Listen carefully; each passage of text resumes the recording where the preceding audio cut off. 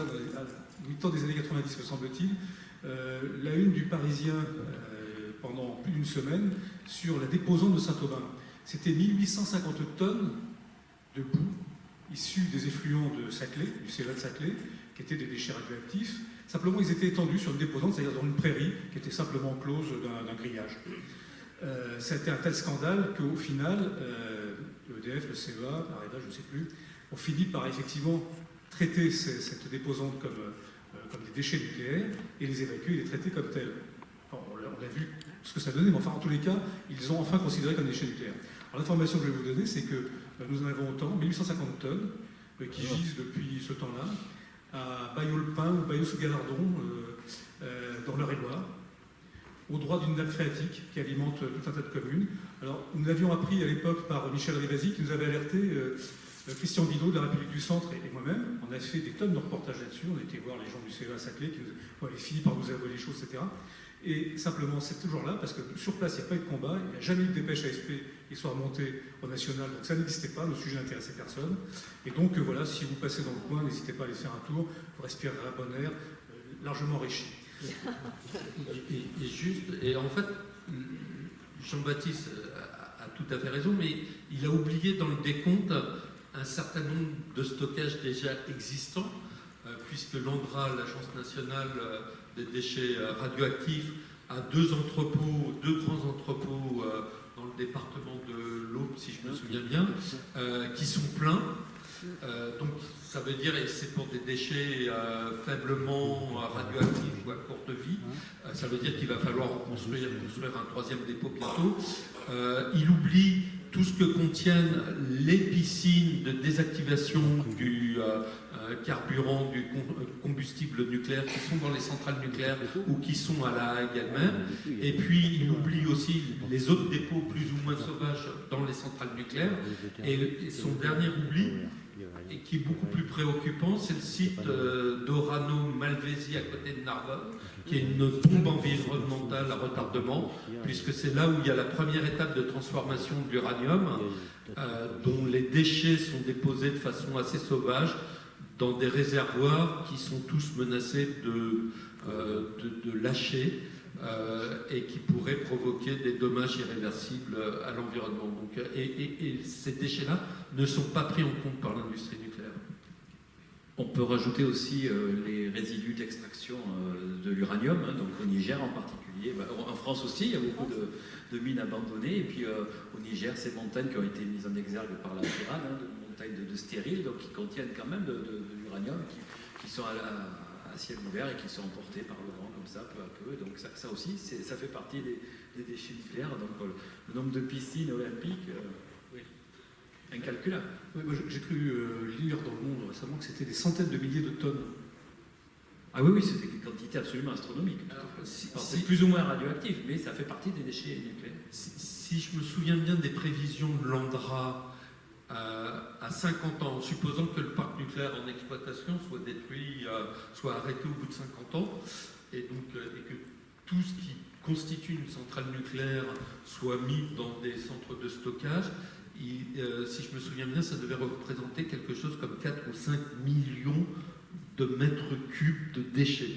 Donc quelque chose juste, on recouvre la France sur plusieurs couches avec, donc c'est juste impressionnant.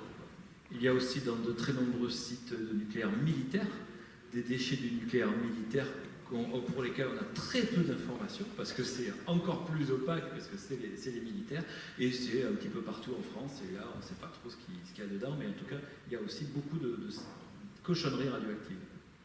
À propos de ces déchets nucléaires, enfin ces cochonneries radioactives plus précisément, vous aviez, Stéphane Loeb, vous aviez porté plainte contre EDF, c'est ça alors, vous savez, vous faites rire là-dessus, mais on me dit, et je n'ai pas vu, hein, on me dit qu'il y a des reportages de France 3 ou FR3 à l'époque, je ne sais pas de quelle époque il s'agit. Je ne les ai pas vus, pour tout vous dire, c'est le paradoxe. C'est après le reportage de Jean-Baptiste Renaud, donc c'est relativement récent, et je crois que ça doit être diffusé dès maintenant. Oui, on peut le diffuser si vous voulez. Absolument pas. Ce n'est pas une loi absolue, la loi du silence, parce qu'en fait, de nombreux reportages, de nombreux documentaires, de nombreux livres quand même, font état de tout ça. Moi, je crains plutôt quelque chose de plus grave encore. C'est l'indifférence du public ou la peur de savoir. Enfin bon, je me trompe peut-être. Stéphane Lhomme. Oui, donc je voulais préciser, donc c'est la suite du reportage donc, de Jean-Baptiste Renaud sur Canal+. Comme toute personne qui s'intéresse au nucléaire, je savais bien qu'il y avait eu ces accidents en 69 et 80, mais on n'avait aucune information supplémentaire, et puis bon, il y avait autre chose à gérer. Et donc là, ce reportage a quand même jeté un pavé dans la mare en le faisant ressurgir à la surface, et puis surtout, il y a ces aveux de Marcel Boiteux. Et d'ailleurs, le conseiller départemental a dit des rejets, mais absolument pas volontaires. C'est complètement faux, puisque Marcel Boiteux, il le dit lui-même, il dit « Écoutez, bien sûr qu'on a rejeté ce plutonium, qu'est-ce que vous vouliez qu'on en fasse ?» Donc ce n'est pas accidentel, ils se sont débarrassés volontairement du plutonium dans la Loire, et on a un aveu d'une personne plus qu'importante, puisque c'était le PDG d'EDF de l'époque, qui est toujours actuellement le PDG de... Stéphane, vous en avez toute la plainte là. Alors donc, suite à ça, j'étais un peu surpris de voir que personne finalement reprenait le ballon au vol. Et donc, avec ma petite organisation, petite mais vaillante, l'Observatoire du nucléaire, je me suis dit, je vais déposer une plainte, et puis peut-être que la justice, munie de ses aveux de Marcel Boiteux, va faire quelque chose. Mais ce qu'on craignait, évidemment, c'est qu'on nous dise, il y a prescription, etc. Pas du tout. Donc j'ai été entendu longuement par les gendarmes spécialisés de l'OCLAEPS. Ils ont fait énormément travailler, ça a duré au moins 2 ans, toute cette histoire. Hein. Donc j'ai reçu à la fin un énorme dossier avec plein de documents qu'eux-mêmes avaient pu récupérer, des témoignages, etc. Mais malheureusement, la justice a classé sans suite, alors non pas du tout par prescription, hein, mais parce que, et c'était évoqué d'ailleurs ce matin, parce que eh bien, les gens du camp d'en face, on va dire, se défendent en disant que la réglementation de l'époque, c'était pas vraiment autorisé, mais c'était pas vraiment interdit. Et donc, en fin de compte, je me souviens plus de la formule, mais la justice disait qu'on ne pouvait pas poursuivre les actes qui avaient été commis. Or, Boiteux lui-même, sans les nier du tout. Hein. Personne n'a dit non, ils n'ont pas rejeté. Boiteux lui-même dit qu'il reconnaît que c'était illégal. Donc, illégal et volontaire. Et ce qui prouve l'indulgence de la justice, dont on peut parfois avoir un doute sur la façon dont elle tranche le dossier, mais ces rejets se sont poursuivis donc en 80, en 81, mais tout au long des années 80, durant lesquelles les rejets étaient interdits. Parce que la période, donc ça va jusqu'au début 81, où il n'y a pas de législation, effectivement, il y a un trou législatif, réglementaire. Mais après 81, il y a une législation qui établit l'interdiction de rejet alpha, qui est derrière, raison pour laquelle EDF ensuite va chercher, va négocier, obtenir des dérogations pour pouvoir rejeter. Donc on voit bien qu'il y a un problème judiciaire, juridique, et donc si la justice prend cette décision de clore le dossier, c'est bien quelque part, qu'elle exonère le système de ses fautes. Juste une chose, est-ce que le docteur Abraham Béard est arrivé? Non. Pas encore. Bien. Ce que je vous propose, c'est peut-être de passer à un autre niveau de la discussion, qui est l'avenir du nucléaire en France. On est à un moment stratégique, puisque d'une part, effectivement, EDF tente d'imposer au gouvernement, enfin, en tous les cas, d'imposer aux Français 6 EPR, non pas 1 et 6, et d'autre part de prolonger la durée de vie de ces centrales de 40 à 60 ans. On est vraiment à un moment stratégique. Et là, Thierry, vous donnez des informations extrêmement inquiétantes sur, d'où le titre de votre livre, Nucléaire danger immédiat, et ça se passera près de chez vous. Alors nous, on est bien placés pour le savoir, ça peut se passer près de chez nous, parce que quand vous montez au sommet de la cathédrale d'Orléans, vous voyez un panache blanc à l'ouest, c'est Saint-Laurent-des-Eaux, et vous voyez très bien, vous le voyez très bien, un panache blanc à l'est, et c'est Dampierre-en-Burly. Évidemment, plus à l'ouest, il y a Chinon, et plus à l'est, il y a Belleville. Parce que l'état de ces centrales en France en général, et vous parlez notamment de Chinon et de Saint-Laurent-des-Eaux, d'ailleurs, plus en détail, laisse vraiment à désirer. Expliquez-nous. Pour faire simple et rapide, il y a 2 phénomènes qui se percutent aujourd'hui. D'une part, donc les centrales nucléaires actuellement en exploitation, les réacteurs à eau pressurisés, ont été conçus à la fin des années 60, ou construits dans les années 70, début 80, pour une exploitation qui était au maximum de 40 ans. En tout cas, les systèmes de sûreté ont été conçus pour fonctionner 40 ans, sachant que la durée moyenne d'exploitation imaginée lors du lancement, c'était entre 25 et 35 ans.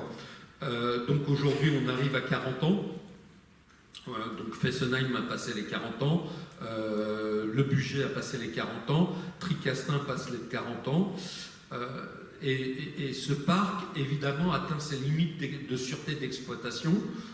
Nous, dans le livre, avec Hugues, mon co-auteur, on identifie 5, mais en fait, il y a une dizaine de cuves qu'on sait extrêmement dangereuses. Il y a notamment les 2 cuves de Saint-Laurent-des-Eaux. C'est pour ça que nous, on imagine un scénario dans lequel il y a un 3e accident grave, mais là, franchement grave, en France, similaire à celui de Fukushima, et on le met à Saint-Laurent, c'est pas pour rien, il y en a déjà eu 2, on se dit jamais 203, donc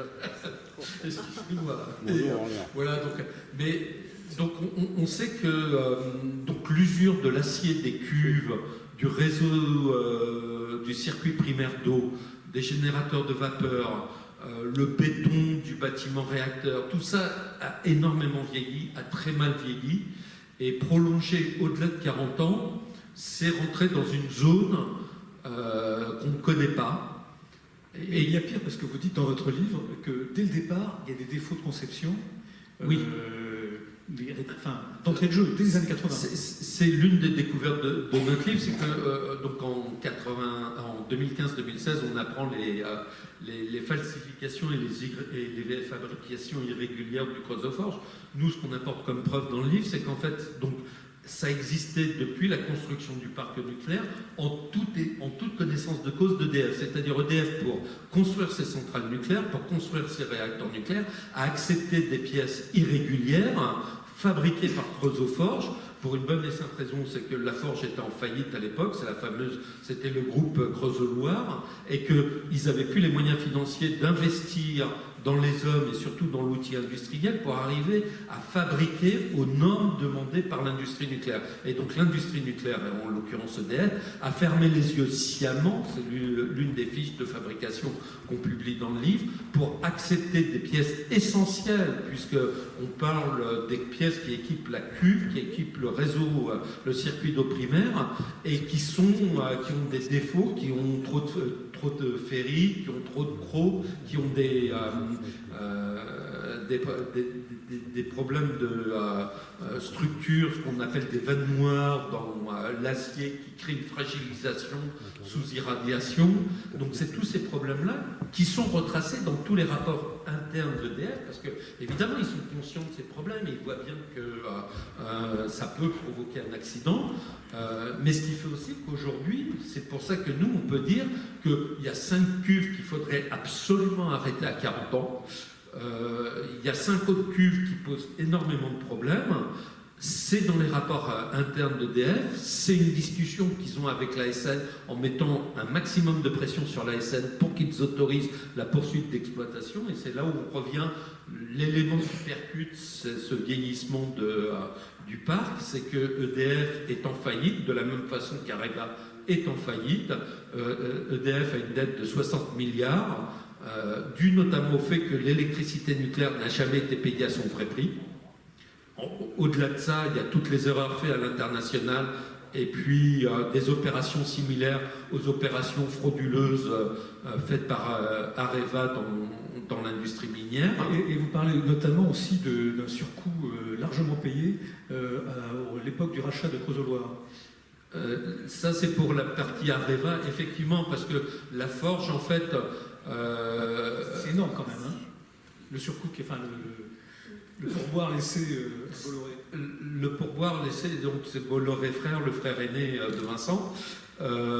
Oui, il a récupéré pour, en gros, le calcul qu'on fait, ça, un petit $1 million, quelque chose qui va revendre plus de 400 millions à Areva, sachant qu'Areva avait les moyens, à la même époque où Bolloré a acheté la forge du Creusot, de récupérer la forge dont ils étaient actionnaires minoritaires, mais ils ont laissé faire. Donc ça fait partie de tous ces dossiers à charge de la gestion d'Anne Lauvergeon.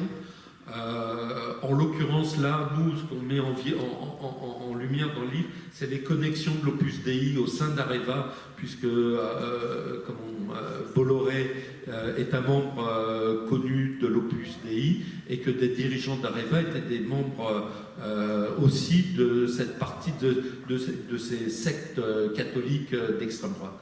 Vous parlez même de la présence d'une salle de prière chez QG d'Areva. Oui, à Vélizy. Donc avant la fusion avec Framatome qui a donné naissance à Areva, Cogema donc avait l'un de ses sièges à Vélizy et la directrice Colette Léviner avait installé une salle de prière. C'était des groupes de prière d'extrême droite dont faisait partie Gérard Arbola, qui est devenu ensuite le numéro 2, le directeur financier de l'adjoint d'Anne Lauvergeon, et qui est en fait l'homme lige qui a rendu possible la plus-value extraordinaire de Bolloré, qu'il connaissait par ailleurs, puisqu'ils partageaient des mêmes groupes de prière. Alors ça n'était qu'un début, puisque Anne Lauvergeon, Atomic Anne, qui est orléanaise par ailleurs... Désolé pour vous, vous avez que des ennuis dans la région. Ensuite, a fait beaucoup mieux avec Areva. Oui, après... En termes de mise en faillite du système nucléaire français. Oui, c'est cette fuite en avant des élites nucléaristes françaises. C'est en 2007, Areva achète une fausse société de mines qui s'appelle Uramine. L'opération coûte 1,8 milliard d'euros. Elle va dépenser encore 1 milliard pour essayer de mettre en exploitation un gisement en Namibie, un gisement totalement inexploitable puisque la teneur en uranium est inférieure à la teneur de certains terrils de mines françaises, pour dire. Et donc c'est une escroquerie, mais c'est en fait une escroquerie qui permet, sinon à Areva, en tout cas à certains dirigeants du groupe et à l'entourage du groupe de faire des opérations de corruption en Afrique du Sud, en Chine, au Brésil et aux États-Unis. On peut rappeler qu'au passage, il y a une personne qui est dans les milieux un peu financiers là, qui a une information que Areva va acheter Uramide et donc il achète des actions pour les revendre quand elles montent. Et alors il est très bien nommé, il s'appelle Monsieur Frick. Et donc il a été initié, comme on dit, donc il a bénéficié d'informations confidentielles et il a pu gagner beaucoup d'argent. Comment a-t-il pu bénéficier de ces informations? Voilà. Et alors le petit détail, c'est que c'est juste le mari d'Anne Lauvergeon. Et il a gagné, je crois, 200 millions comme ça, enfin sans rien faire en dormant. Alors il faut vraiment dire, c'est que on vient de nous annoncer qu'on allait peut-être avoir 6 nouveaux EPR, alors c'est vraiment une annonce tonitruante. Il faut savoir que l'industrie, rarement, même jamais je pense dans l'histoire... En fait, Stéphane, personne ne l'a annoncé, ça c'est su. C'est une fuite, alors ça on sait comment c'est fait, une fuite savamment orchestrée. Un relâchement. Un relâchement, exactement. C'est pas une fuite, ça. Un relâchement. Et donc... le stock, probablement jamais dans l'histoire de l'industrie dans le monde, une industrie n'a été aussi déconsidérée que l'industrie nucléaire française. On connaît les désastres des chantiers de l'EPR de Finlande, le désastre sans fin du chantier de l'EPR de Flamanville, le scandale incommensurable des milliers de pièces défectueuses produites au Creusot. On a maintenant la nouvelle affaire, celle des soudures de l'EPR de Flamanville, mais ça n'en finit jamais dans le monde entier. Et quand on dit industrie nucléaire française, les gens se tapent sur les cuisses. Il n'y a qu'en France qu'on a encore des reportages, des articles disant la grande maestria de l'industrie nucléaire française. Ça fait rire tout le monde. Donc cette industrie est dans une telle impasse que finalement, c'est pas surprenant qu'ils annoncent 6 EPR parce que s'ils jouent petit bras, on va leur dire vous êtes tellement nuls. Donc là, carrément, c'est la stratégie du choc. Moi, je suis optimiste. Je pense pas qu'ils les font, mais en tout cas, et c'est la fuite en avant, comme ils disent, le nucléaire, c'est comme le vélo. Si on arrête de pédaler, on tombe. Donc, ils pédalent, il faut toujours continuer, et donc, évidemment, annoncer de nouveaux. Effectivement, c'est une image et c'est un propos qui a été tenu par Jean-Bernard Lévy, le PDG de l'EDF, devant la la commission d'enquête sur la sûreté et la sécurité nucléaire qui était dirigée par Barbara Pompili. Lors de sa dernière audition, il a eu cette image hallucinante et en même temps tellement révélatrice que l'industrie nucléaire était comme un cycliste, quand ils arrêtent de pédaler, se cassent la gueule. Donc, il fallait continuer à construire des centrales nucléaires. La seule question, c'est qu'en fait, ils n'en ont plus les moyens. Donc EDF est en faillite, Areva est en faillite, n'a plus aucune compétence industrielle. Et on voit bien que c'est... L'État est là quand même, l'État est là, Thierry, pour mettre au point. L'État, donc, on a déjà payé en tout donc, une première addition de 8 milliards pour sauver Areva, enfin pour sauver ce qu'on pouvait sauver chez Areva et pour recapitaliser EDF. Aujourd'hui, il y a 60 milliards de dettes. En fait, ça c'est un calcul rapide parce que quand on prend des titres très particuliers, on monte plutôt autour de 80 milliards de dettes à rembourser chez EDF. Donc ça veut dire que la première facture qu'on a à rembourser chez EDF, c'est 80 milliards, qui s'ajoute donc à la dette française publique. La deuxième chose, donc il n'y a plus aucune compétence industrielle chez EDF, ce qui est plutôt une bonne nouvelle parce que ça va les empêcher de faire des conneries, je pense. Il faut bien voir que quand on parle de perte de compétences... Ils ne vont pas les faire malgré tout, ces conneries non, je ne pense pas. J'en reviens, c'est mon troisième point. Mais quand on parle de perte de compétences chez EDF, c'est une fausse excuse parce qu'en 72, quand EDF se lance dans la construction du grand parc nucléaire, ils n'ont pas plus de compétences. Sauf qu'ils ont une organisation industrielle extrêmement pensée. Ils ont un tissu industriel qui est organisé. Ils savent sur qui ils peuvent compter. Ils savent sur quel industriel, et on voit bien que malgré tout, ça n'a pas empêché les problèmes. Et aujourd'hui, c'est plus du tout le cas. Donc il y a cet aspect alors c'est plus de la perte, c'est qu'il y a un effondrement majeur organisationnel, technologique de l'industrie française. Et puis le troisième point, c'est que quand on a 60 milliards de dettes, quand on a des résultats déficitaires, en fait, parce que avec les règles comptables, on arrive à sortir des bénéfices. Mais en fait, EDF est en perte tous les ans, ou quasiment tous les ans depuis 10 ans. On n'a plus les moyens. Parce que c'est quoi? L'EPR qu'ils nous vantent aujourd'hui, donc c'est un EPR nouveau modèle, qu'ils appellent aussi EPR2. Aujourd'hui, EDF annonce un coût de construction de 5 milliards qui permettrait de sortir un coût du mégawattheure de 70 €. Juste pour vous donner un ordre de grandeur, aujourd'hui, le prix moyen de l'éolien du photovoltaïque en Europe est inférieur à 65 €. Déjà, ils sont plus compétitifs. La deuxième chose, c'est que les prix de marché sont, en gros, ça tourne entre 45 et 50 € le mégawattheure. Donc sortir une électricité nucléaire à 70 €, c'est juste hors de marché. Et dernier point, aujourd'hui, nous, dans notre tarif d'électricité, la part qui revient à l'électricité, à la production nucléaire, c'est 43 € le mégawattheure. Ça veut dire qu'il faudrait quasiment multiplier par 2 le tarif d'électricité. Et là, ça s'appelle une impasse économique. Et ils sont incapables de la résoudre. Donc il n'y aura personne pour prêter 30 milliards d'euros à EDF. L'État n'en a pas les moyens. Et il y aura aucune banque ne va prêter à quelqu'un qui va mettre sur le marché un produit qui vaut le double que de celui qu'on trouve sur le marché. Donc c'est pour ça que je suis très optimiste. En fait, ils sont au bout d'une logique. Alors, ils sont dans le déni, ils sont dans la fuite en avant, ils essayent d'imposer des décisions, mais au final, il faudra bien payer. Ils n'en ont pas les moyens. Alors, c'est rassurant pour ceux qui n'ont pas trop d'appétence pour le nucléaire nouveau. Cela dit, moi, ça m'inquiète quand même pour le nucléaire actuel, le nucléaire du passé, qu'on a toujours sur les bras, parce que cette perte de compétences dont vous parlez, ces défauts qui datent de 40 ans, pour la plupart des centrales, et défauts auxquels ont été rajoutés de nouveaux défauts, parce qu'on a remplacé aussi les matériels qui n'étaient pas plus performants, pas forcément en tout cas, et c'est très inquiétant. À Blaye, vous avez failli d'ailleurs, là, ce n'était pas un problème de fiabilité du matériel, mais de conception même de la défense de la centrale par rapport aux événements naturels. On a failli vraiment avoir un Tchernobyl sur Garonne. Tout à fait. Alors, pour la petite anecdote, j'ai créé l'association de Tchernobyl 10 jours avant l'inondation. Tout le monde pense que c'est en réaction à l'inondation. C'est votre faute, en fait. Effectivement. Je ne sais pas si c'était un pressentiment. Et d'ailleurs, j'étais plein de bonne volonté. Je savais que j'aimais pas le nucléaire, mais intuitivement, on va dire. J'y connaissais presque rien. Et 10 jours après, je me suis retrouvé avec plein de journalistes qui me posaient plein de questions. J'espère que j'ai pas trop dit de bêtises à ce moment-là.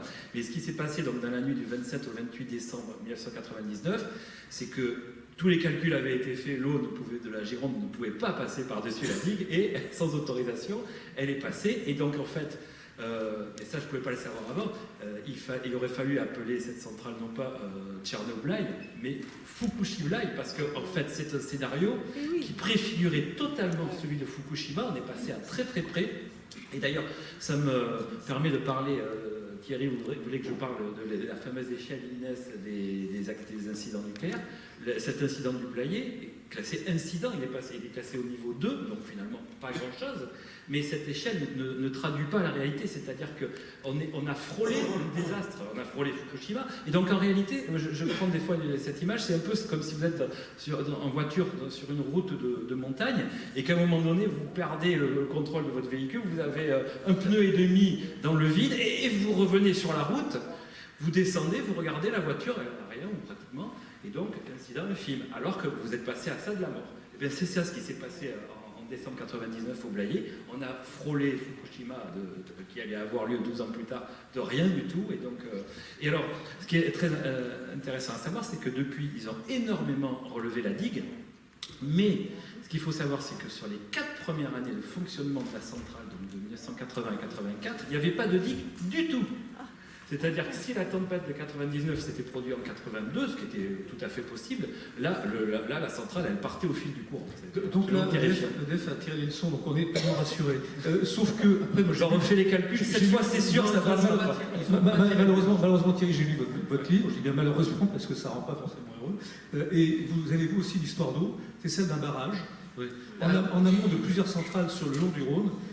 Et là, vraiment, ça fait frémir. Oui. La première précision, c'est que l'industrie nucléaire française n'a pas tiré les leçons de l'accident de Blaye, parce que rien n'a été fait pour les autres centrales en bord de mer, notamment Gravelines, qui est exposée exactement au même problème que Blaye, avec en plus un ensablement de ces canaux qui lui permettent de pomper l'eau de mer.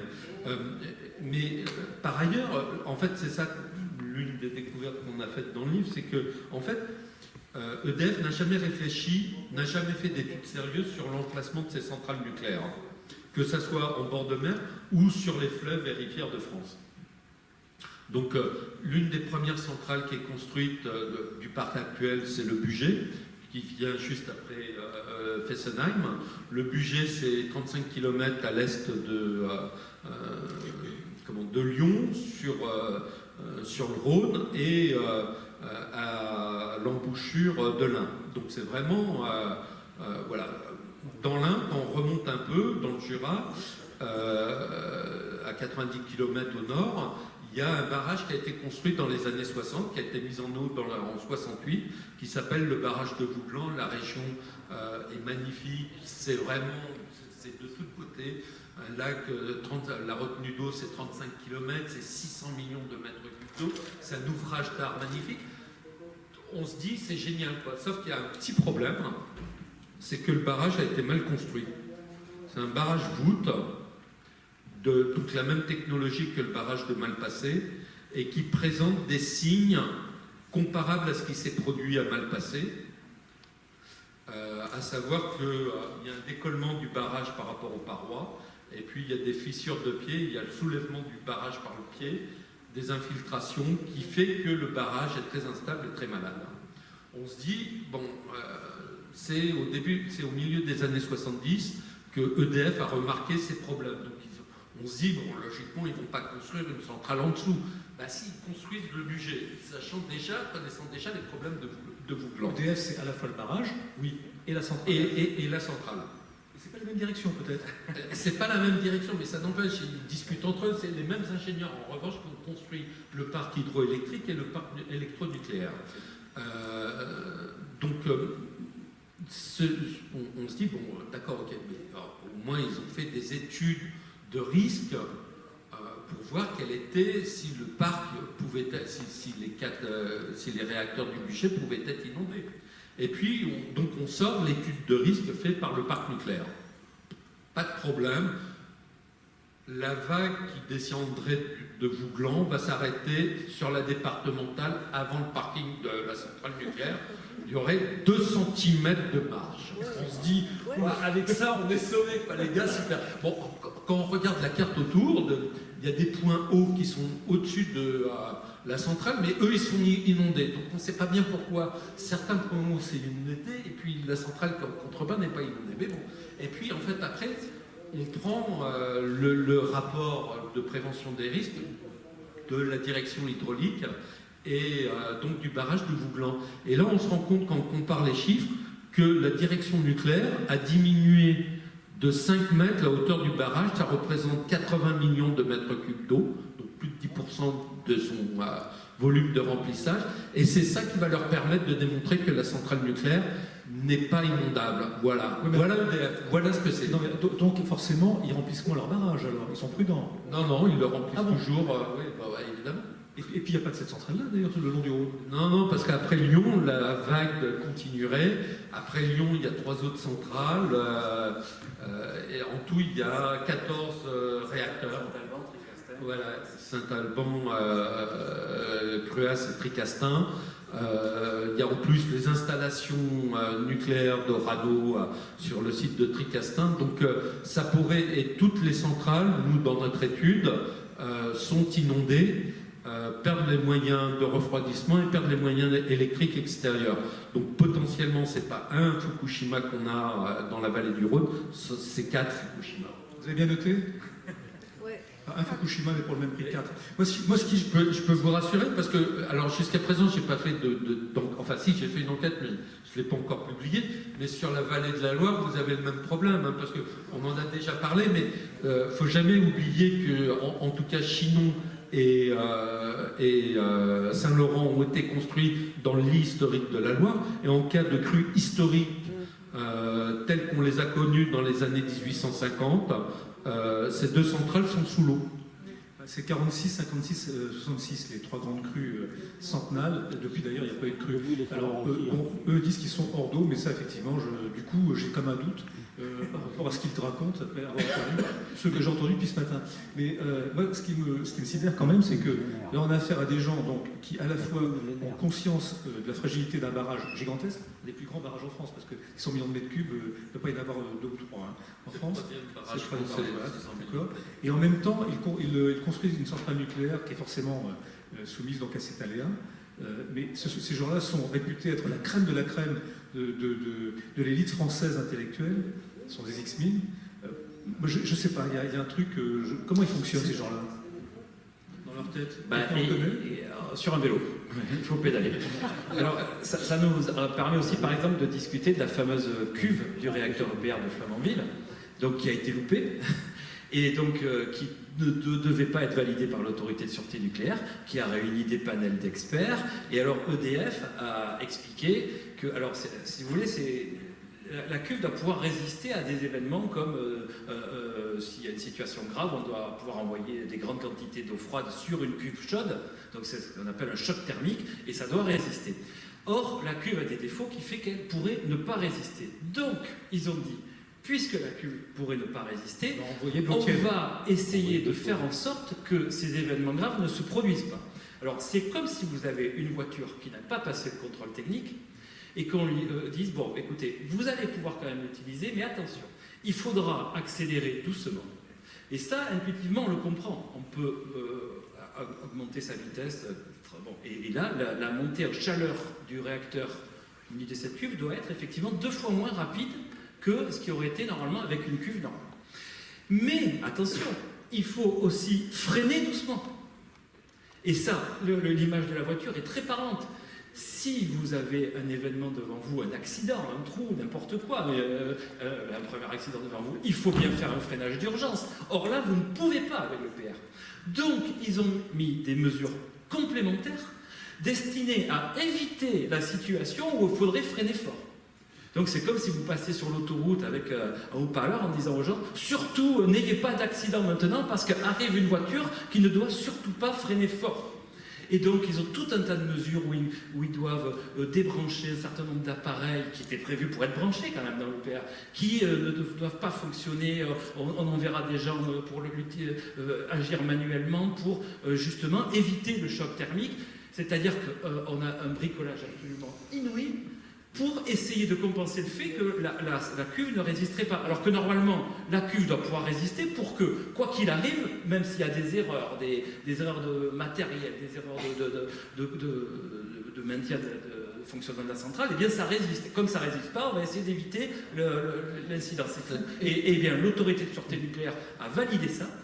Et alors, toujours avec le petit observatoire du nucléaire, on a déposé une plainte contre EDF, contre Areva et contre l'autorité de sûreté nucléaire. Donc ça, c'est très important parce qu'on nous a dit, bon, c'est vrai qu'il y a quand même cette histoire de cuve, c'est un peu gênant, mais vous voyez, le gendarme du nucléaire s'en est rendu compte et en plus a déposé plainte. Alors le gendarme du nucléaire ne s'en est pas du tout rendu compte, puisque si on reprend le premier communiqué de l'autorité de sûreté nucléaire sur cette affaire, il commence par la phrase habituelle qui est « tel jour, Areva a informé l'autorité de sûreté nucléaire d'un problème sur la cuve ». Alors bon, ils le savaient tous, EDF, Areva et l'autorité de sûreté nucléaire savaient depuis plusieurs années qu'il y avait un problème sur la cuve, mais personne n'en parlait jamais. Ce que je ne sais pas, c'est pourquoi, à un moment donné, je crois que c'est 2012, Areva dit « Ah, au fait, on a un problème sur la cuve ». Je pense que ce sont les successeurs de l'auberge d'Orsay. Moi, d'abord, Areva déclare le problème sur la cuve en 2015 quand il reçoit officiellement les résultats des tests qu'ils ont fait avant, mais qu'ils ont cachés pour pouvoir monter la cuve. Je pense, en fait, pour se couvrir. Ce qui a changé, c'est quand même avec la nomination de Pierre-Franck Chevet, qui, par rapport à son prédécesseur Lacoste, a mis un peu plus de pression. Et donc, c'est à partir de... Oui, mais là, c'est Areva qui crache le morceau. Et qui oblige l'autorité de sûreté nucléaire à dire « Ah bon, vous avez un problème sur la cuve », alors qu'ils le savent déjà depuis très longtemps. Et donc, moi, j'avais déposé plainte avec l'Observatoire du nucléaire, et donc, peu de temps après, 3-4 mois après, je crois, il faut retrouver les dépêches AFP, et donc l'autorité de sûreté nucléaire porte plainte après nous. Parce que nous, dans notre plainte, on vise l'autorité de sûreté nucléaire. Donc je pense qu'ils ont essayé de se dire, nous, il faudrait qu'on soit du côté des plaignants et non pas du côté des accusés. De toute façon, il y a une constante dans ces histoires. Ça fait 4 ans, ça va faire 3-4 ans. C'est qu'effectivement, on attend la suite. Voilà, effectivement, sans l'alerte citoyenne des associations, nous, journalistes, on ne serait pas informés, enfin, c'est clair. Enfin, moi, en tout cas... Toi, Thierry, je ne sais pas, mais moi, les informations, je les tiens des associations, heureusement qu'elles sont là. Vous avez d'autres c'est la veille citoyenne dont on parlait tout à l'heure de plusieurs intervenants ici, et c'est hyper important. Juste une question à propos d'accélérer et décélérer très brusquement. Quand on pilote une centrale qui marche au MOX, c'est-à-dire un mélange d'uranium et enrichi et de plutonium, recyclé donc, j'ai cru comprendre que c'était un pilotage plus délicat, parce que le MOX est beaucoup plus, vif à la détente. Alors, pour le coup, je ne connais pas, mais le MOX, effectivement, comme il y a du plutonium, c'est beaucoup plus puissant. D'ailleurs, sa courbe de baisse en puissance résiduelle, une fois qu'on sort le combustible du réacteur et qu'on le met en piscine, est beaucoup plus longue, puisque un combustible 100% uranium est transportable chez Areva au bout d'environ 4 ans. C'est plutôt 7 ans, 8 ans pour pouvoir déplacer le MOX. Ce qui est l'un des problèmes aussi aujourd'hui sur l'encombrement des piscines d'EDF et celle d'Areva. Mais après, pour le reste, je pense que c'est à peu près la conduite d'un réacteur nucléaire avec ou sans MOX. C'est à peu près la même chose, c'est du pilotage sur glace de toute façon. Qui plus est, plus le réacteur vieillit, plus l'épaisseur de la glace est importante et plus elle glisse. Parce que ce que EDF ne dit jamais, c'est que la structure de l'acier se modifie et qu'au lieu d'avoir un acier qui casse à moins 20 degrés, ce qui est la température de démarrage, aujourd'hui, la température de casse de l'acier des cuves du parc actuel est comprise entre 60 et 80 degrés. Donc ça veut dire qu'il faut préchauffer les cuves avant d'introduire de l'eau, parce que sinon on est sûr de péter la cuve. Et c'est ces cuves-là que EDF veut poursuivre au-delà. Bon, pour nous rassurer, on va parler on a parlé de la sûreté. Si on parlait de la sécurité, là on est tranquille. Là. Aucun attentat terroriste n'est possible. Grâce à la surveillance des pelotons de gendarmerie bien spécialisés. Il y a juste eu un vol de cadenas de casier sur l'EPR de Flamanville, casier qui renferme la mémoire informatique de l'installation. Il n'y a eu aucune explication sur ce qui s'est produit, s'il y a eu effraction informatique. On ne sait pas ce qui s'est produit, mais en tout cas, on peut avoir des craintes puisqu'on n'a pas d'informations précises sur ce qui s'est passé ce jour-là. Parce que soyons modernes, en fait, on va parler des attentats classiques possibles, hein, notamment sur les piscines, Oui. de combustible usé à proximité des cœurs de réacteurs, mais il y a l'attentat plus moderne, qui est celui du cybernétique. C'est possible ou pas? Non. Bon, a priori, non. C'est-à-dire que maintenant, plus ça va, plus ils mettent des systèmes numériques informatisés dans les centrales et on peut avoir des dérives à ce moment-là sur la maîtrise de ces outils. Alors c'est peut-être de l'auto-attentat à ce moment-là. Le système informatique de pilotage d'un réacteur nucléaire est hors sol, ne communique pas, il n'y a aucune passerelle avec le monde extérieur. Donc, à moins de pouvoir pénétrer dans la salle de commande et d'introduire un virus ou de prendre la main sur le système informatique pour faire commettre, pour amener le réacteur à sortir de son champ et le faire péter, il n'y a aucun risque. Par contre, effectivement, quand il y a une effraction informatique au moment de la construction, et qu'il n'y a aucune explication qui n'est donnée, on peut se poser quelques interrogations sur les raisons de cette effraction et quelles en sont les conséquences. Est-ce que le cœur informatique ou la mémoire informatique du système a été modifié? Donc c'est surtout ça qui est aujourd'hui préoccupant par rapport à l'EPR de Flamanville. Revenons à du plus classique. Greenpeace a démontré qu'il était possible de rentrer près du cœur d'une centrale, sur plusieurs reprises d'ailleurs. Et c'était vraiment une démonstration probante pour vous? Oui, parce que, alors, en fait, on ne peut pas rentrer dans un bâtiment réacteur et on ne peut pas le détruire de l'extérieur. C'est impossible. En revanche, ce qu'on sait, c'est que le bâtiment piscine qui est collé, c'est généralement cette espèce de rectangle collé au bâtiment rond qui est le bâtiment réacteur, lui n'est pas sécurisé de la même façon. La piscine est en hauteur.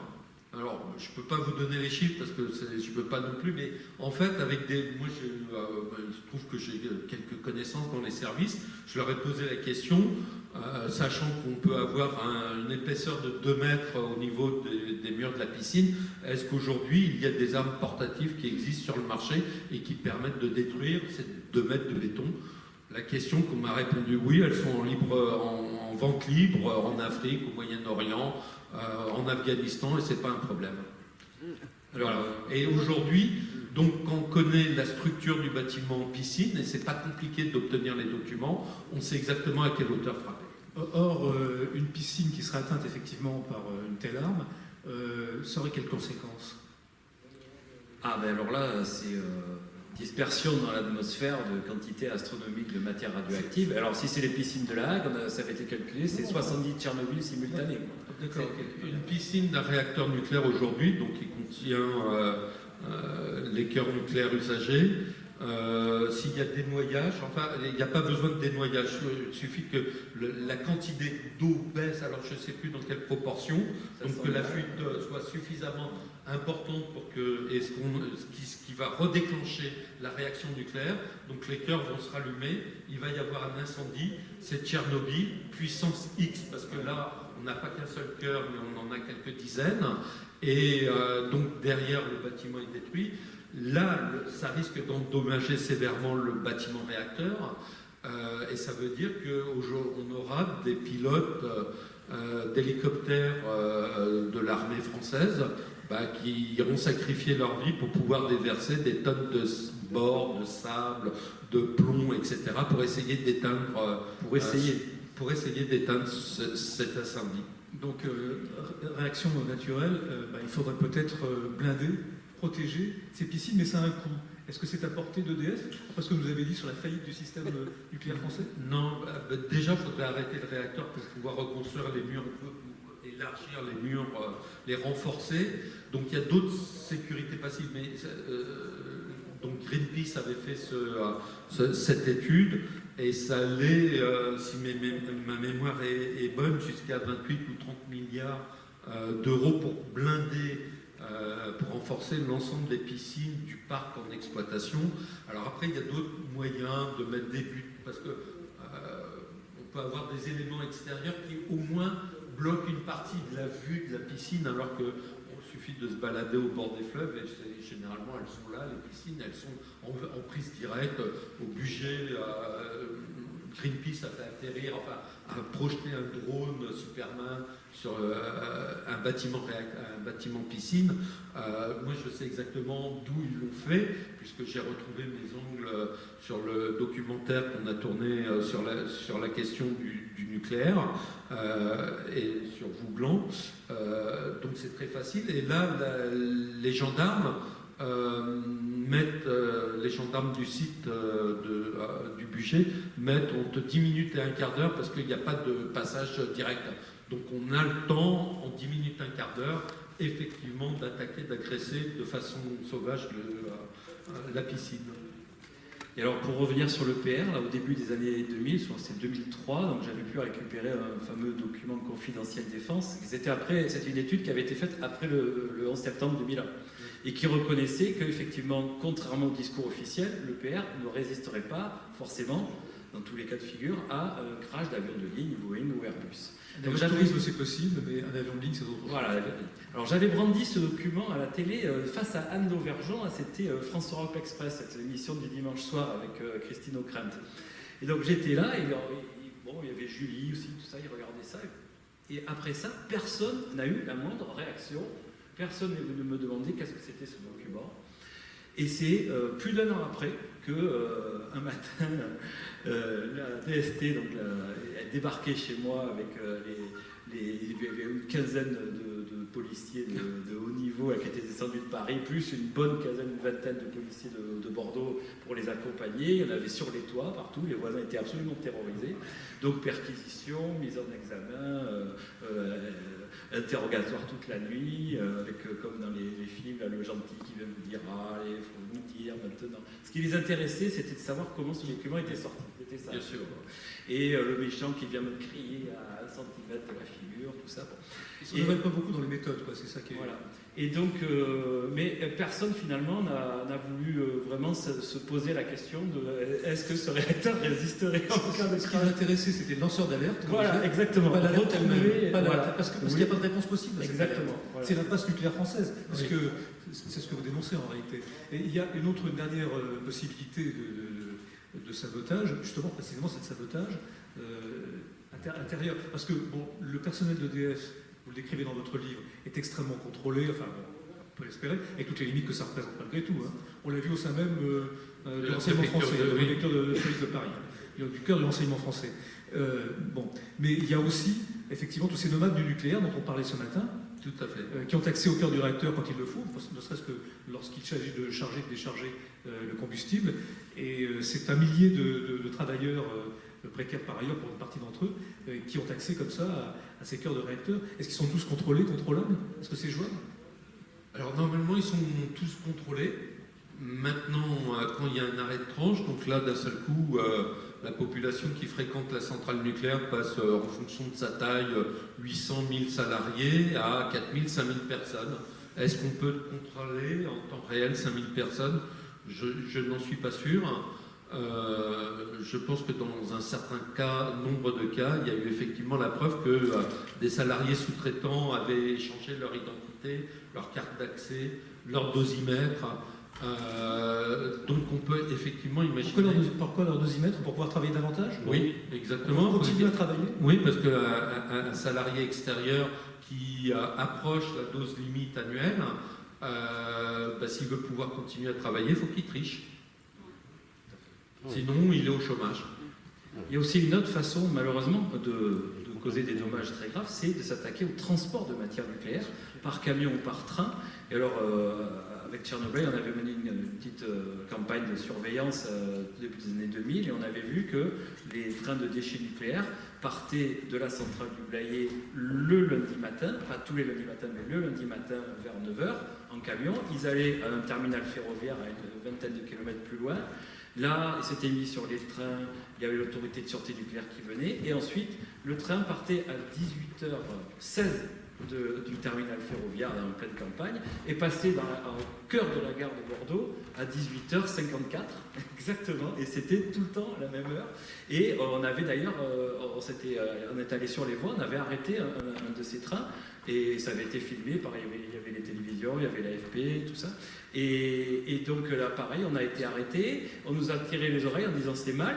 Et ça a continué comme si de rien n'était. Alors que la seule réaction possible, c'était de dire, on avait démontré que n'importe qui pouvait arrêter ce train, monter dessus, qu'on peut tirer au-dessus. Il y a des lance-roquettes pour attaquer les fourgons bancaires. Alors, on peut faire un carton au cœur d'une grande ville comme Bordeaux ou n'importe quelle autre. Et Greenpeace, qui a continué ce travail-là, s'est fait ensuite interdire, Orano a porté plainte, pour leur interdire d'avoir accès à moins de 100 mètres ou 300 mètres, je ne sais plus, pour ne pas que l'information circule, parce qu'ils ont tellement honte, et ils savent très bien que c'est totalement...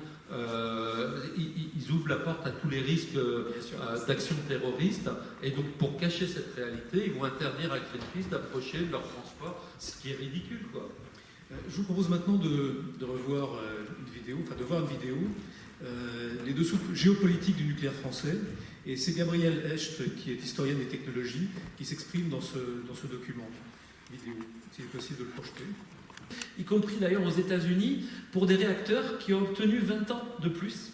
Ce sont des procédures administratives très longues, les sociétés font des dossiers, ça prend des années, et au moment où ils obtiennent les 20 ans, ils disent « Bon, merci beaucoup, mais en fait, on ne prend pas, on ferme. » On ferme parce que les réacteurs anciens, on nous avait dit, vous allez voir, quand ils auront été amortis, ils produiront une électricité à un tarif nul, quasiment gratuit, ça sera le jackpot. Donc on y est par exemple en France, et on s'aperçoit que l'électricité qui sort de nos vieux réacteurs est de plus en plus chère parce qu'il faut les rénover à grands coups, sans parler des mesures post-Fukushima. Sauf qu'aux États-Unis, l'État n'aide pas les... Tout à fait. Et donc, les entrepreneurs tous privés les opérateurs de centrales nucléaires réclament des subventions publiques aux États-Unis, et les États refusent de subventionner, donc ça les amène à fermer parce qu'ils sont déficitaires. Voilà.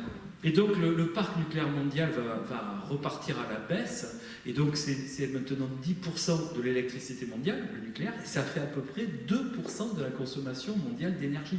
Donc en fait, on s'aperçoit que le nucléaire, ce sont des problèmes gigantesques, géopolitiques, de contamination, quand un nuage catastrophe peut contaminer tout un continent, hein, mais en fait pour une contribution tout à fait dérisoire à la marge de la planète.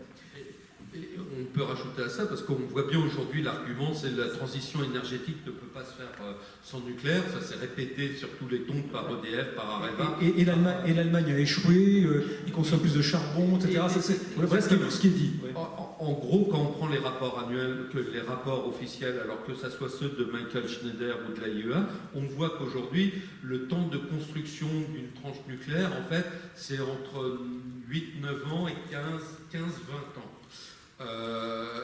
Et que les coûts flambent. Alors, parce que nous, on se plaint de l'EPR qui a donc déjà coûté quasiment 13 milliards, peut-être un peu plus. En fait, aux États-Unis, ils ont fait pire, parce qu'aux États-Unis, donc la génération équivalente à l'EPR s'appelle l'AP1000. Ils ont 2 réacteurs nucléaires en construction qui ont déjà coûté plus de 25 milliards de dollars. Et qui sont abandonnés, parce que c'est fini. En plus, il y a une affaire de corruption énorme sur dans lequel Orano, d'ailleurs, Areva est partie prenante, qui est ouverte par le FBI en Caroline du Sud. Donc on voit bien que cette fuite en avant n'est plus possible, plus personne ne peut financer ça. Et donc les coûts de construction, les délais de construction et les coûts sont tellement énormes que cette solution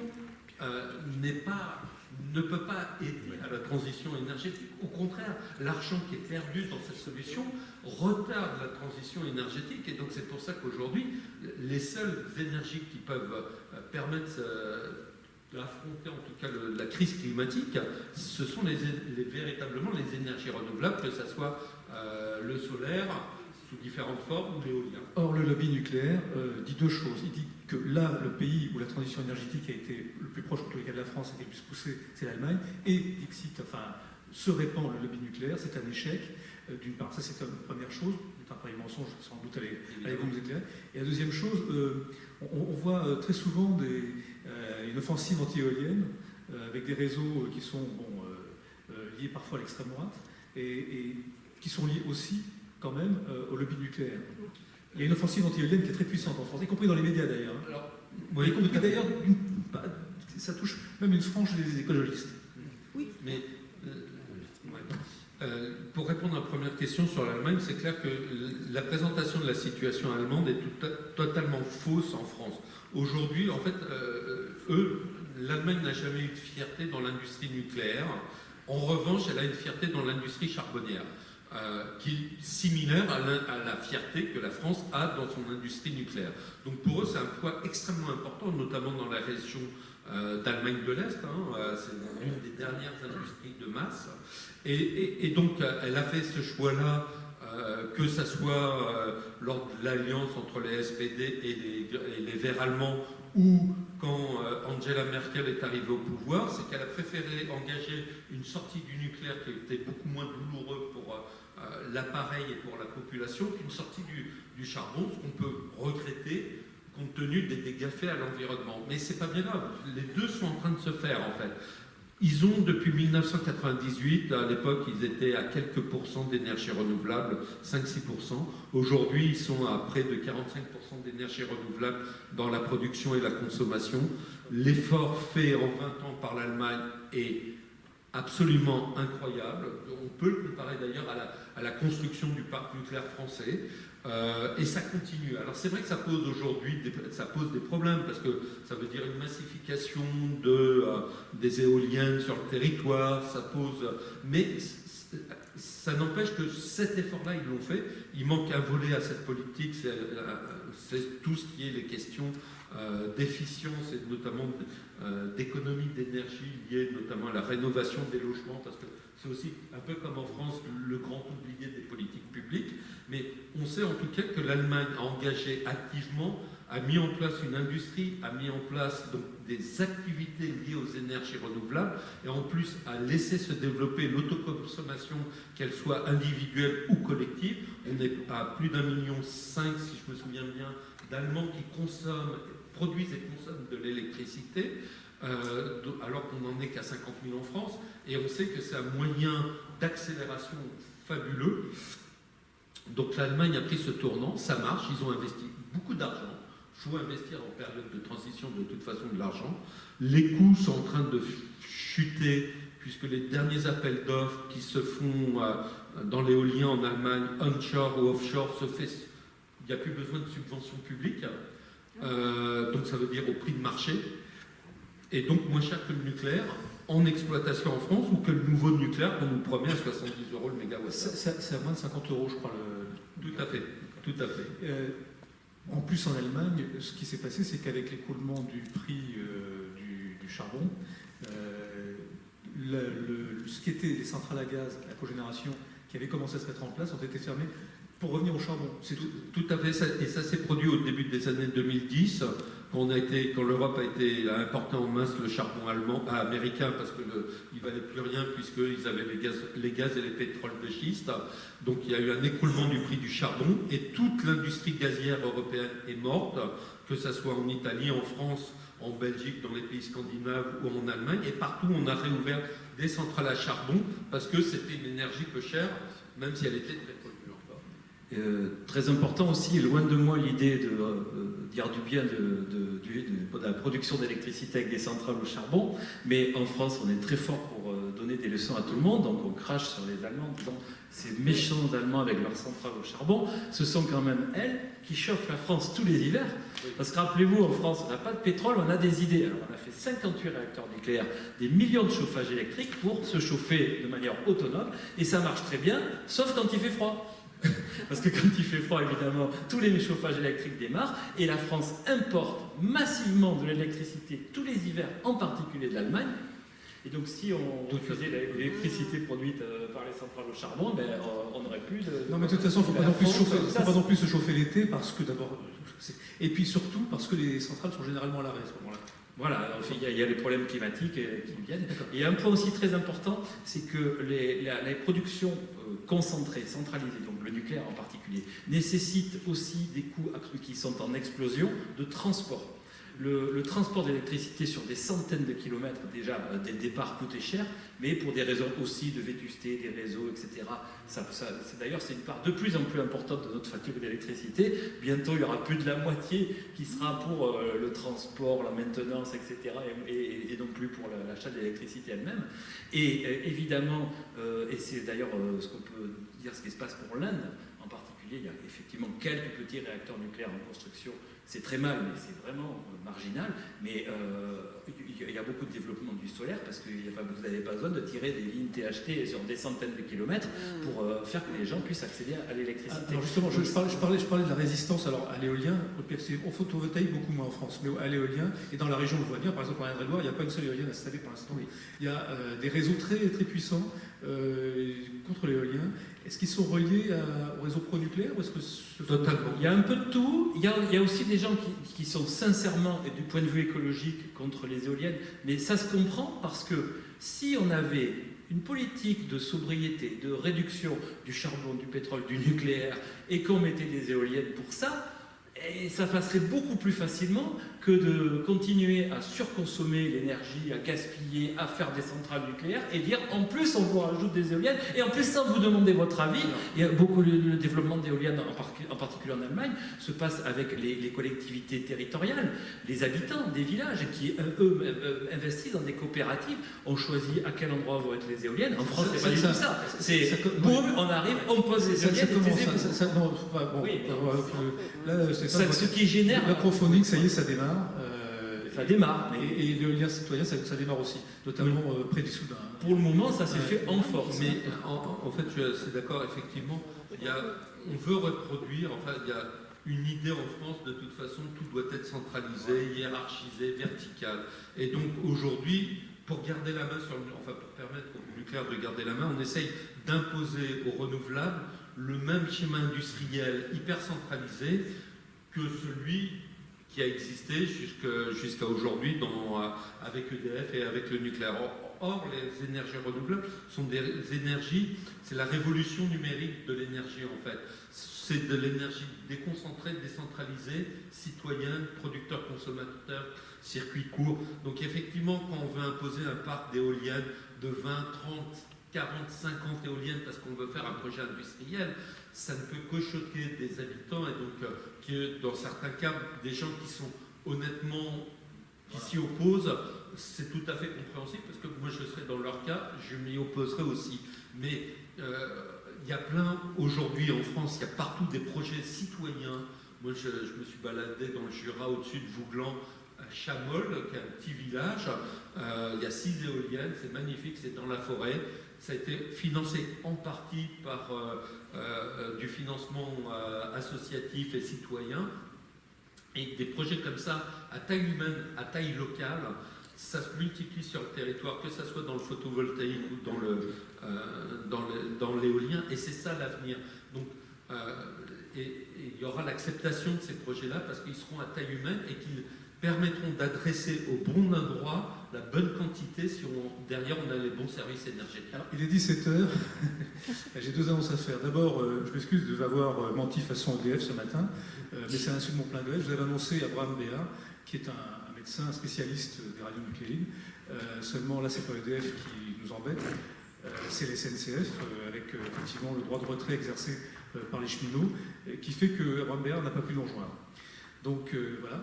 Et l'autre annonce que j'ai à faire, c'est que je vous remercie infiniment d'avoir été là depuis ce matin pour nombre d'entre vous.